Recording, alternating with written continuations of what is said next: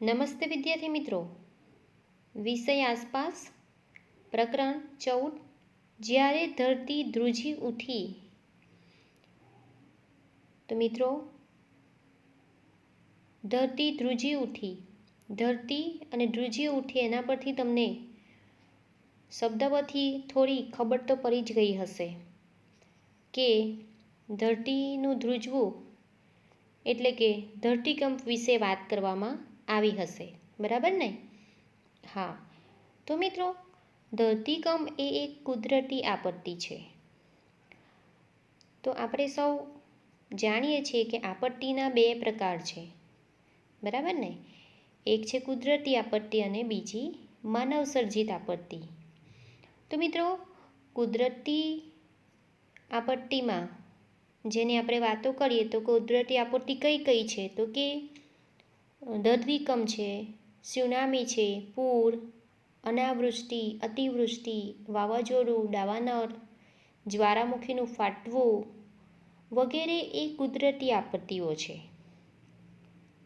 તો મિત્રો, આવી આપત્તિ જ્યારે આવી પડે છે ત્યારે આપણે માનવ જીવન જે છે એ ખોરવાઈ જાય છે, અસ્તવ્યસ્ત થઈ જાય છે અને ઘણું નુકસાન થતું હોય છે. તો આપણે આ પાઠમાં ધરતીકંપ વિશેની જાણકારી મેળવવાની છે અને જો ધરતીકંપ થાય તો તેમાં જે નુકસાન થાય છે, શું શું નુકસાન થાય છે અને તેમાંથી આપણે ધરતીકંપ આવે ત્યારે કયા પગલાં લઈ શકાય બચાવ કાર્ય માટેના, બરાબર? તો તેના વિશે આપણે આ પાઠની અંદર જાણકારી મેળવીશું. તો ચાલો જોઈએ. જ્યારે ધરતી ધ્રુજી ઉઠી, ખરાબ સ્વપ્ન, મદદ મદદ, મને બચાવો, આ હ હ, ઉ, દરેક જગ્યાએ બૂમાબૂમ અને રડારડ થતી હતી. ધરતી હલતી હતી અને લોકો ચારે બાજુ દોડતા હતા. મોટેથી બૂમ પાડી હું ઉઠી ગઈ. મારી બૂમ સાંભળી મારી માતા પણ ઉઠી ગઈ. તે દોડતી આવી અને મને જોરથી પકડી લીધી. તે એવું જ ખરાબ સ્વપ્ન હતું.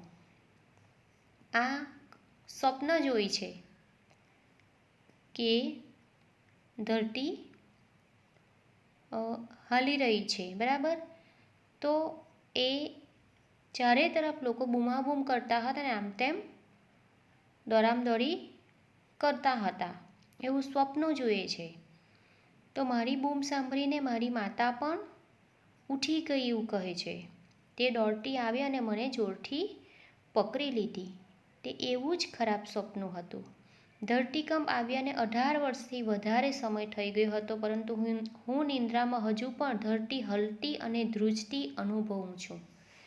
વાતો કરે છે કે ધરતીકંપ આવ્યું હતું ને 18 વર્ષ થઈ ગયા છતાં પણ એ સમયને હું ભૂલતી નથી. હું નિંદ્રામાં પણ હજુ ધરતી જે હલતી હતી એ સમય અને જે ધ્રુજારી હતી તેને હું હજુ પણ અનુભવી રહી છું, કહે છે. હું જસમાં છું. જસમાં આપણને કોણ જણાવી રહ્યું છે? જસમાં. હું ગુજરાત રાજ્યના કચ્છ વિસ્તારમાં રહું છું. જ્યારે ધરતીકંપ આવ્યો ત્યારે હું 11 વર્ષની હતી. જસમા નામે છોકરી છે એ આપણને કહે છે જસમા ક્યાંની છે? તો કે ગુજરાત રાજ્યની છે અને કચ્છ જિલ્લામાં રહે છે. તો કહે છે કે જ્યારે ધરતીકંપ આવ્યો ત્યારે હું 11 વર્ષની હતી. તે 26 જાન્યુઆરી 2001નો દિવસ હતો. મિત્રો, આ જે ધરતીકંપ સાચે આવ્યો હતો ત્યારની આ વાત છે મિત્રો, જે 26 જાન્યુઆરી હતી 2001. સાલ કઈ હતી મિત્રો? 2001ની સાલ હતી અને 26 જાન્યુઆરીના દિવસે ધરતીકંપ આવ્યો હતો ગુજરાતમાં ગામના દરેક બાળકો અને ઘરડા લોકો શાળાના મેદાનમાં ટીવી પર પરેડ જોવા ભેગા થયા હતા. અચાનક મેદાન હલવા લાગ્યું.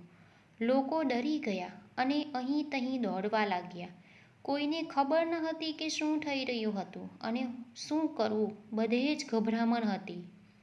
એકદમ ધરતીકંપ આવ્યું હોય તે એકદમ અચાનક આવી પડે છે. આફત જે આવે છે, આપત્તિ જે તે કહીને નથી આવતી, બરાબર, અચાનક આવી જાય છે. તો ધરતીકંપ થાય છે તો અચાનક ધરતી એકદમ હલવા લાગી જાય છે, ધ્રુજવા લાગી જાય છે. તો માણસો જે હોય તે આપણને શું કરવું, ક્યાં જવું એની ખબર પડતી નથી. ધરતીકંપ થઈ રહ્યું છે એ આપણને ખબર પડી જાય છે, પરંતુ એ સમયે શું કરવું ના કરવું એ સમજાતું ના હોય છે. ગભરાટ થતો હોય છે, જેથી લોકો આમથી તેમ કરવા લાગે હોય. થોડી જ મિનિટોમાં અમારું ગામ જમીનદોસ્ત થઈ ગયું હતું. પડી ગયેલા ઘરના પથ્થરો, કાદવ અને લાકડા નીચે અમારી બધી વસ્તુઓ જેવી કે કપડાં, ઘડા, અનાજ, ખોરાક વગેરે દટાઈ ગયા હતા. તે સમયે દરેક વ્યક્તિ બે બાબત વિશે વિચારતી હતી: જે લોકો દટાયેલા હતા તેમને બચાવવા અને ઘવાયેલા લોકોની સારવાર કરવી.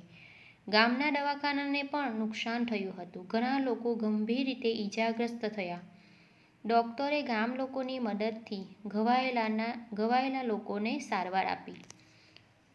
તો કે તે સમયે ઘણું બધું નુકસાન થયું હતું મિત્રો.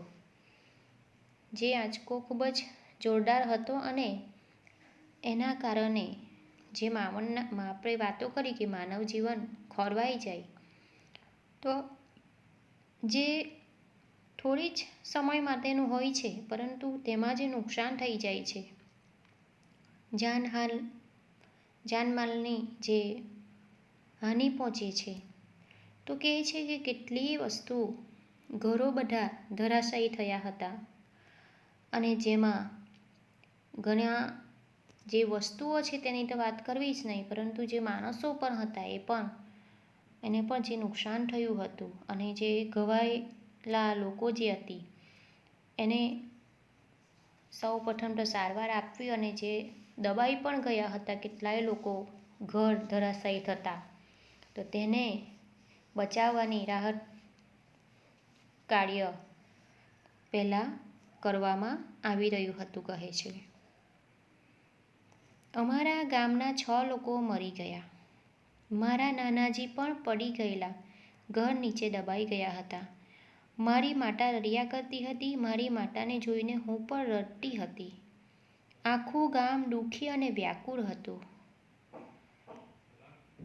મોટા બાપુ જે અમારા ગામના સરપંચ છે, તેમના ઘરને વધુ નુકસાન થયું ન હતું.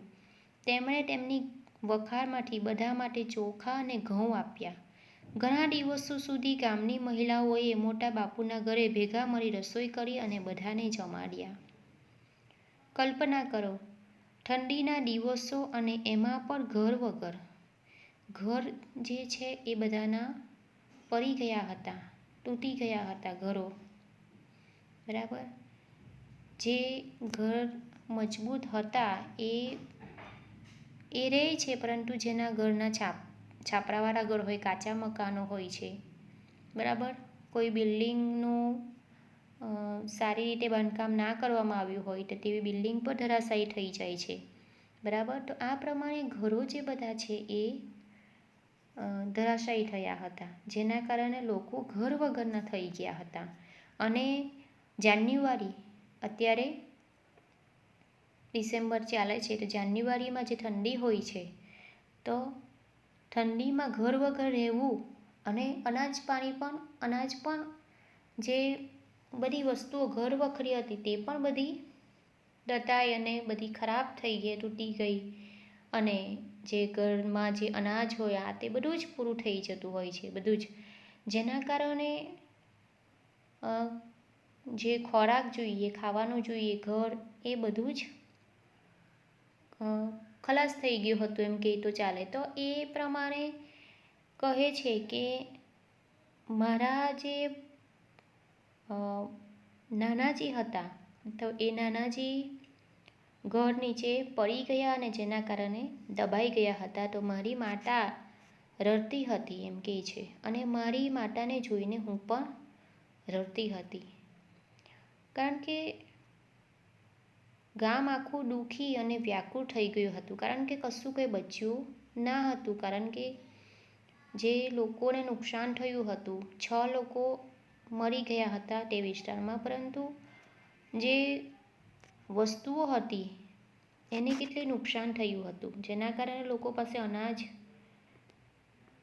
વધ્યું ન હતું. અને કહે છે કે જે સરપંચ છે એમના ઘરને વધુ નુકસાન થયું ના હોતું, જેના કારણે તેમની જે વખારમાંથી અનાજ જે હતું એ અનાજ લોકો સુધી પહોંચાડ્યું ને બધા લોકોએ, ગામના લોકોએ તે અનાજનો ઉપયોગ કરીને જીવન થોડા દિવસો વિતાવ્યા હતા, કહે છે. તો આપણને કહે છે કે ઠંડીના દિવસો અને એમાં પણ ઘર વગર રહેવું કેટલું, આપણે જોઈ શકીએ છીએ અત્યારે ઠંડીના દિવસો ચાલે છે તો થોડી વાર માટે બહાર ઊભા રહેવું હોય તો કેટલી ઠંડી લાગે છે, બરાબર, રાત્રે ખાસ કરીને. તો ડર અને ઠંડીના કારણે અમે રાત્રે ઊંઘી શકતા ન હતા. દરેક સમય અમને ચિંતા રહેતી કે ફરીથી ધરતીકંપ આવી જશે તો. થાય ને આવું મિત્રો. તો એને સપનામાં પણ એને આવું દેખાતું હતું. આજે પણ 18 વર્ષ પછી એ વાતો આપણને કરે છે જસમાં, ત્યારે પણ એને જે તે સમયનો જે ધરતીકંપ હતો તેનો ડર હજી પણ એને લાગતો હતો. એટલે સપનામાં પણ એને એ દ્રશ્ય દેખાતું હતું. અને કહે છે કે ઠંડીના કારણે રાત્રે અમે ઊંઘી તો શકતા નહીં હતા, પરંતુ હર સમયે ચિંતા રહેતી હતી કે પાછો ધરતીકંપ આવી તો ન જાય, એવો ડર લાગ્યા કરતો હતો. ચર્ચા કરો અને લખો. તમે અથવા તમે જેને જાણતા હોય તેઓએ આવી મુશ્કેલીઓનો સામનો કર્યો છે? મિત્રો, આ ધરતીકંપ જે આવ્યો હતો એ આપણે વાત કરીએ તો કે 26 જાન્યુઆરી 2001માં આવેલો, બરાબર. ત્યારે જે નુકસાન થયું હતું, તો એ સમયે તમારા કોઈક સગા હોય દૂર રહેતા, બરાબર, જેઓને આની અસર વધારે થયેલી હોય ધરતીકંપની, આ કચ્છની વાત કરે છે, બરાબર, જ્યાં વધારે આંચકો લાગ્યો હતો, બરાબર. તો એનો કોઈ તમારે સંપર્કમાં હોય, બરાબર, તેઓ આવી મુશ્કેલીઓનો સામનો કર્યો હોય તો તમે એઓને જાણતા હોય તે જણાવવાનું છે, બરાબર.